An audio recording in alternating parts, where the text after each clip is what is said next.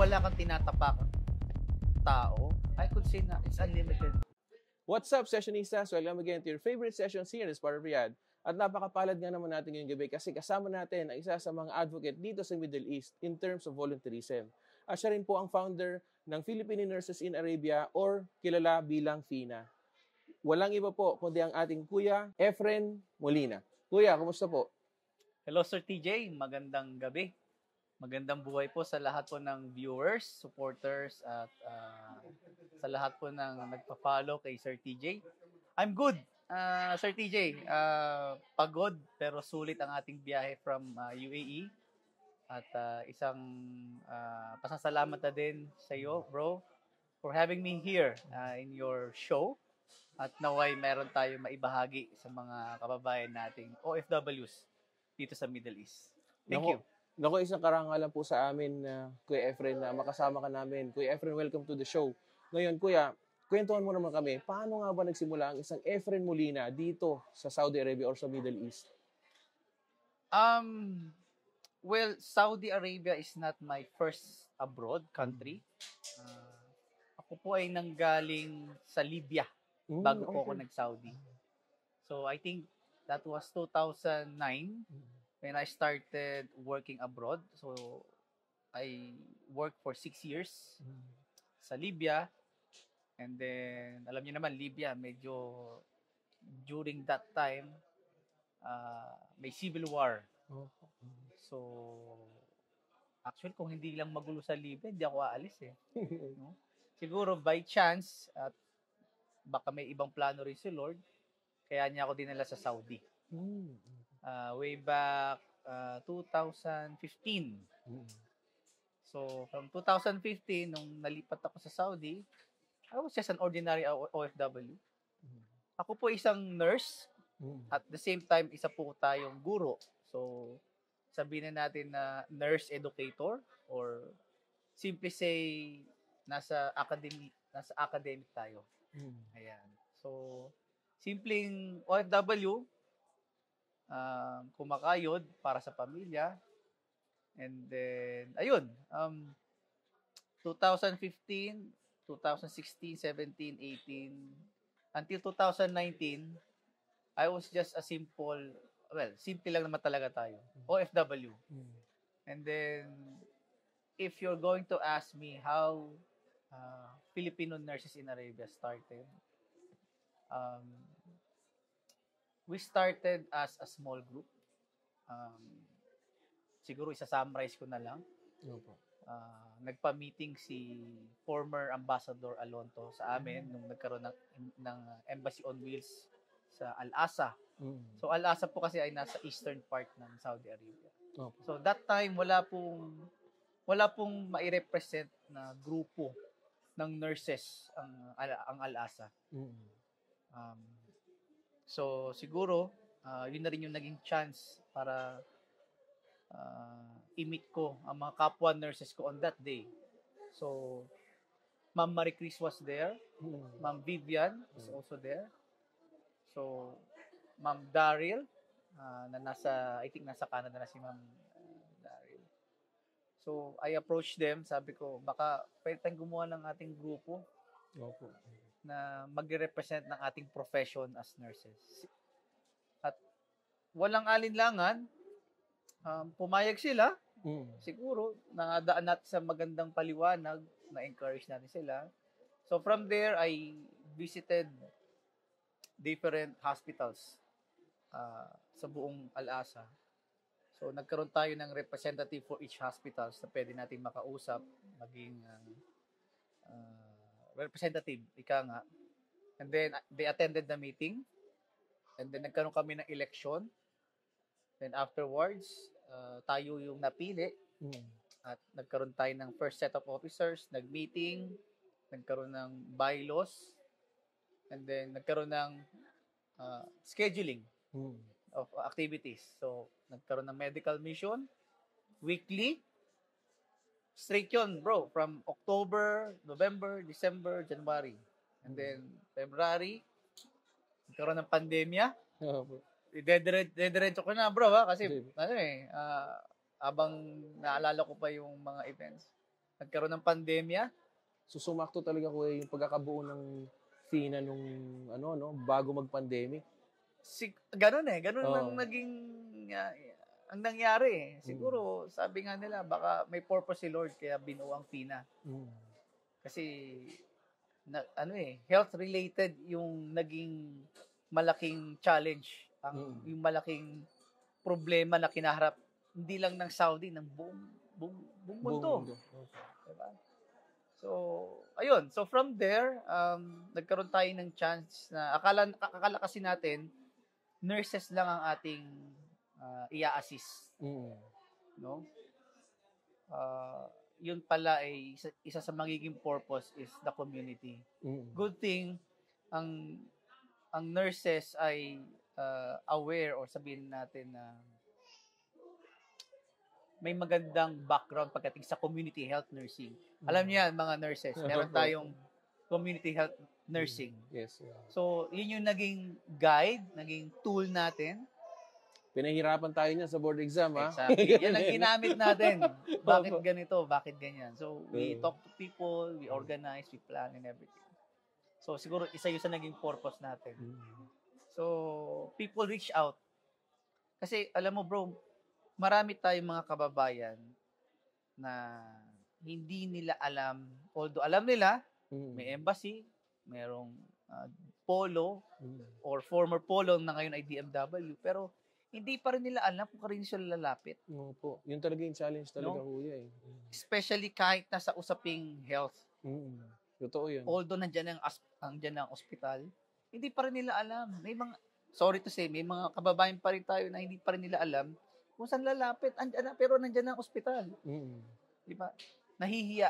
Mahihiyain tayo eh. Likas na mahihiyain tayo mga Pilipino. So, Filipino Nurse in Arabia came to answer their queries.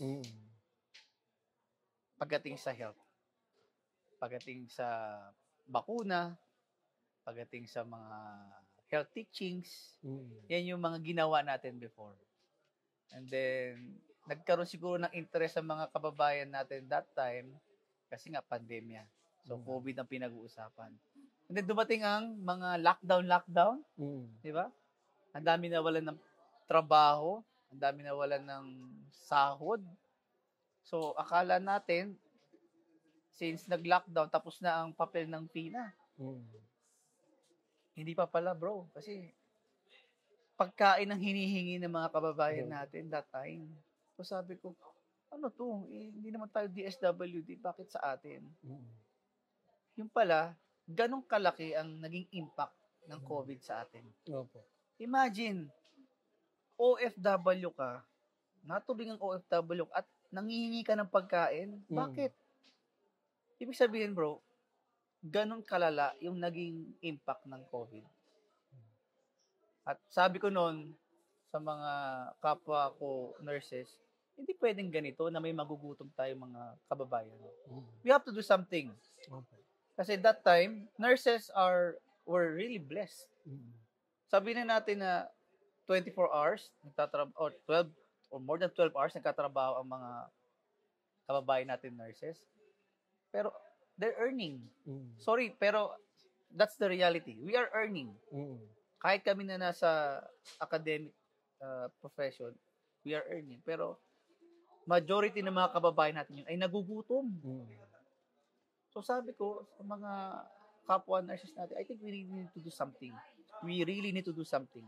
Sa madaling sabi, kuya, during the pandemic, parang it awakened yung calling talaga natin sa profession natin as a nurse na we are not only stationed inside the hospital. Correct. Sa ating mga workplaces, but whenever we are outside the community, yun, gagamitin pa tayo bilang isang nurse to educate yung mga tao talaga sa paligid natin, especially during the pandemic, kuya, no? Exactly, sir. So siguro yun na naging purpose natin. No?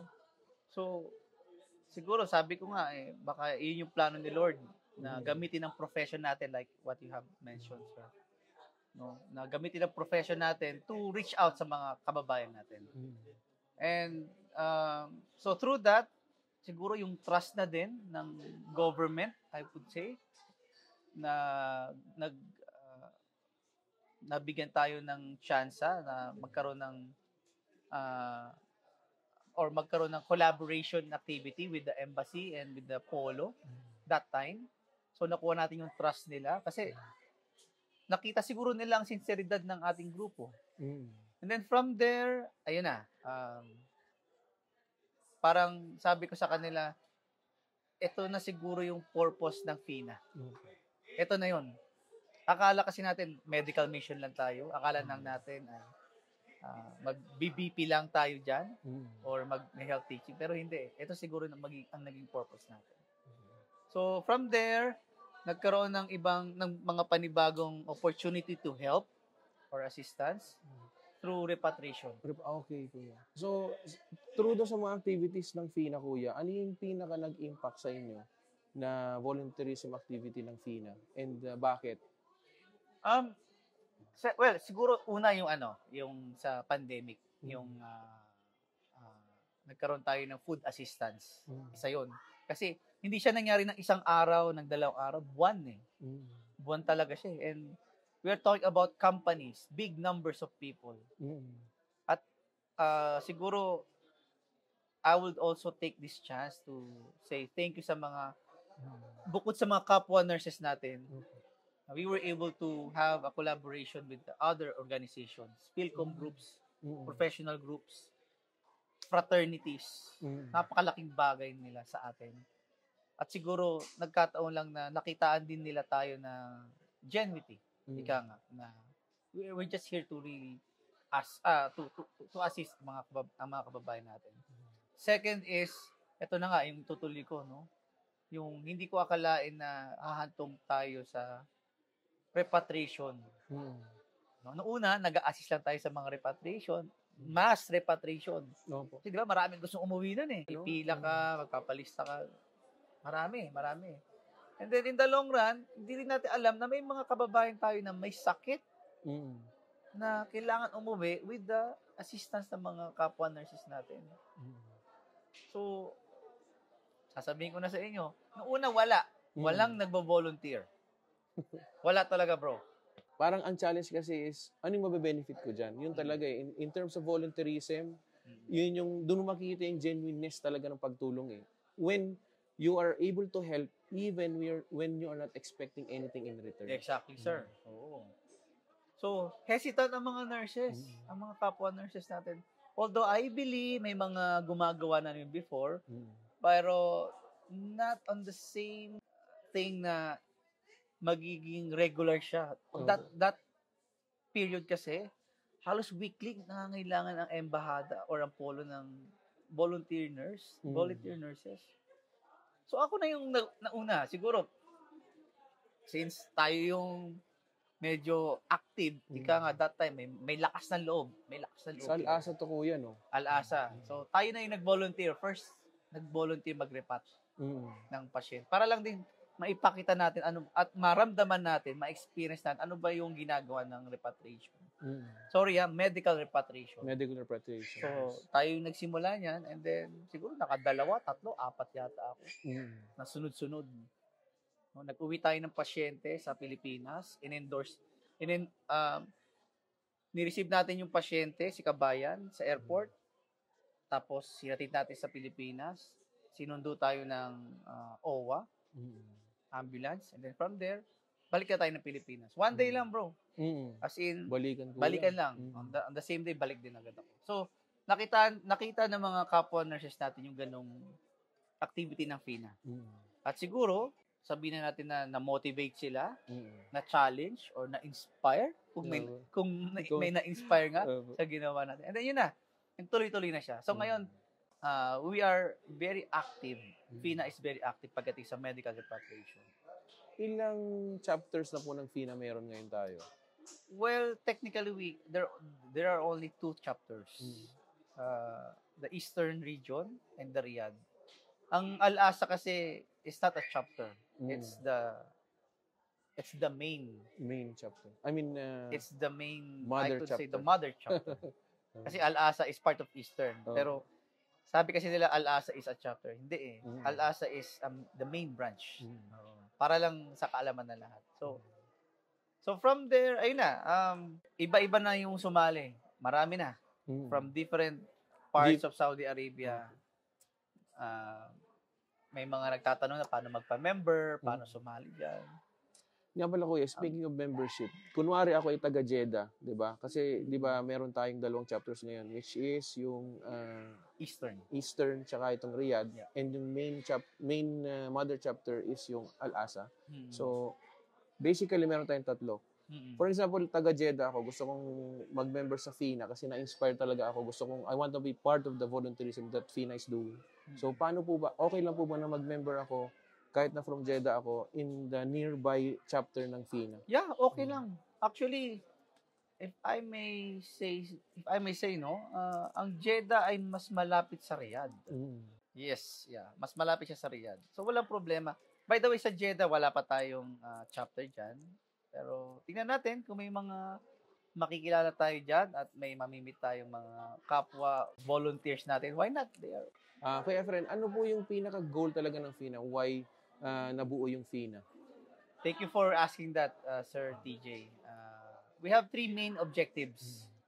So first, to assist sa kahit anumang welfare issues or concern ng mga kababayan natin na nurses. Okay? Second is for the professional development. So kasama yan. We can conduct seminars, trainings. And lastly, yung community service. So sa ngayon kasi nag-focus ang FINA sa community service kasi doon tayo nakilala eh. Doon tayo nakilala. Pero professional development, siguro soon, kung merong mga reviewers, kung merong mga educators talaga na tututok para makapag-conduct ng mga trainings, seminars sa mga kapwa nurses natin. Okay. So, kuya, anong klaseng mga trainings naman to? For example, NCLEX na review, ganon? Yeah. Marami. NCLEX review, marami nag-attempt na makitie up sa FINA. Online, face-to-face. Hindi ko na lang siya ma-recall kung sino-sino yung mga agencies na yan. Both international and sa Philippines. No? IELTS, ganon din. Ano pa ba? Too many to mention, sir.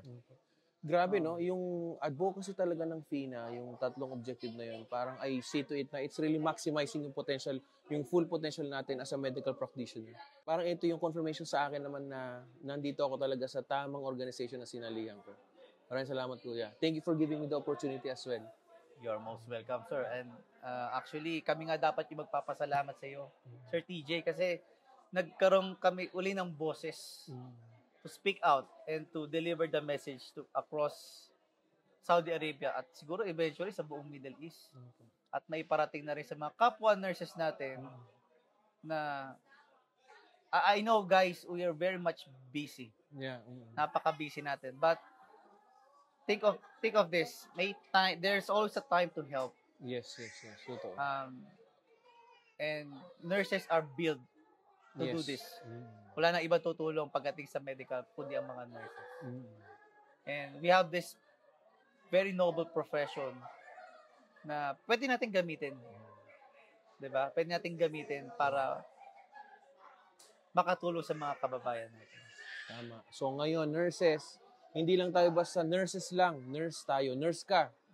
Correct, Sir TJ. Kuya, dahil dyan, hanggang saan naman ang pagiging isang advocate? Hanggang kailan dapat tumulong ang isang advocate? Kung hanggang kailan, siguro hanggat may lalapit, susubukan natin na tumulong. Pero yung hangganan, siguro pagdating nung panahon na sasabihin natin na hindi na natin kaya. Hindi ko siya masagot ng diretso, sir eh. Kasi siguro yun yung calling ko. Yun yung calling ko. As long na meron akong way, meron akong nakikitang butas na kaya ko pang tumulong, gagawin natin. Hindi ko lang alam kung hanggang kailan talaga, sir. Ang hirap ng tanong. Kumbaga, hindi ko siya masagot. kumbaga wala talagang definite na answer, pero based sa kung paano mo kuya ikinento yung pagsimula mo bilang isang advocate, kung paano mo nakita yung purpose ng isang nurse talaga sa larangan ng volunteerism at pagtulong. Para sa akin, what you are trying to say is that walang definite answer kasi wala talagang katapusan ng pagtulong. Wala eh. Oo. Hin- Hanggat nandun tayo sa purpose at sa calling na yun at alam natin that we are serving that purpose and that calling, wala talagang katapusan ng pagtulong. Wala eh. At dito ko rin din nakita, Sir TG, wala rin katapusan ng paghingi ng tulong. Kaya nga, Hindi kuya. natatapos ang problema. Oo nga. Paulit-ulit. Oo. No? I was also like you before, sir. Vlogging na pala yung ginagawa ko dati. Kasi akala ko magla-live lang ako eh. Nagla-live ako dati. And yun na pala yun. Vlogging na pala yung tawag doon. Then eventually, content creator na pala yung ginagawa ko. So sabi ko, bakit ganito? Parang nababahiran pa ng ibang meaning yung ginagawa mo. Wala tayong magagawa eh. Everything is evolving. Diba? Kahit nasabihin mo na ito yung gusto mo, but people would always think na, ay hindi, may ibang agenda to si sir. Kasi ganyan, content creator yan, ganyan. Kaya sabi ko, ayoko na lang mag-video-video. Kilos na lang tayo. Diba? Pero di maiiwasan dahil we are using the technology. Yes. Diba? Andyan ang YouTube, Facebook, and other social medias. At siguro, kung may purpose, kaya may mga ganitong technology. Diba? Kuya, in terms naman ng social media or in technology natin ngayon, hanggang saan naman pwedeng gamitin ng isang advocate ang ganitong klase ng platform? Well, that's a good question. No? As long na wala kang tinatapakang tao, I could say na it's unlimited. As long na totoo ka sa ginagawa mo, Yes. na wala kang sinasagasaang ibang tao, hindi ka nakakasakit ng kapwa, it's unlimited. Social media is very public. Very public yan. So you really have to be cautious Yes. sa mga salitang binibitawan mo. Kasi public siya eh. So hindi mo alam hindi mo na maibabalik pag may nasabi kang hindi maganda sa kapwa mo, hindi mo na siya maibabalik. Ang bilis mag-screenshot ngayon, ang bilis mag-video, mag-record ngayon. Di ba? So, kailangan maingat ka. Maging maingat ka at it's unlimited. So, na-remind din ako nung passage na nabasa ko na out of the abundance of the heart, the mouth speaks. Therefore, I believe na kung ano talaga yung sinishare natin, yun tayo eh. Kumbaga, yung social media is a platform for us to really share kung ano yung nasa saloobin natin, which it shows our genuineness or yung pagiging just another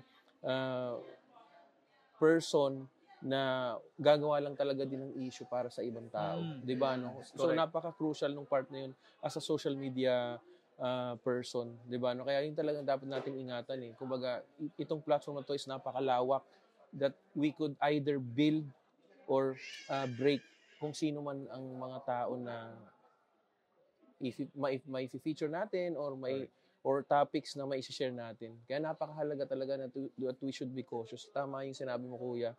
I agree on that. And dahil dyan, kuya, mensahe naman po para sa ating mga kababayang OFW. Para sa mga kababayan nating OFWs, gaya ng nasabi ko kanina sa opening remarks natin sa Basketball League, nandito tayo sa abroad to work, yes, to earn. But of course, kailangan natin maging healthy. Di ba? Mentally, physically, emotionally, and of course, spiritually. So, keep in your mind na kailangan itong apat na aspeto na to ay nasa high level of percentage. Otherwise, hindi tayo makakapag-function ng maayos sa ating trabaho. At pangalawa, alamin po nyo dapat ang mga emergency numbers, emergency Facebook pages, yung tamang tao, yung tamang advocate, yung tamang grupo, yung tamang organisasyon, yung tamang PhilCom na lalapitan nyo in case isa na ang live sessions. Thank you po, Sir TJ, no, na pwede nyong lapitan in case meron kayong gustong itanong. Ano ba? Mga hotlines, kuya. Hotlines. Hotlines. Ayan. Kailangan malaman nyo yan. And then, huwag kakalimutan na magdasal. Of course.